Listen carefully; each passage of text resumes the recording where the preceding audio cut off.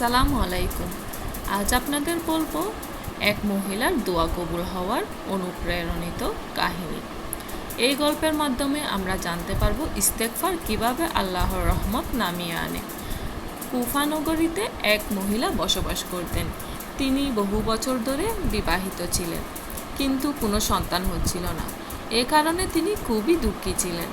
সমাজও তাকে উপহাস করত। অনেক ডাক্তার দেখালেন, নানা ওষুধ খেলেন, তবুও কোনো ফল হলো না। অবশেষে তিনি একদিন মসজিদে বসে কাঁদতে কাঁদতে আল্লাহর কাছে মিনতি করলেন, হে আল্লাহ, আমি জানি সন্তান দেওয়ার ক্ষমতা শুধু তোমার হাতে।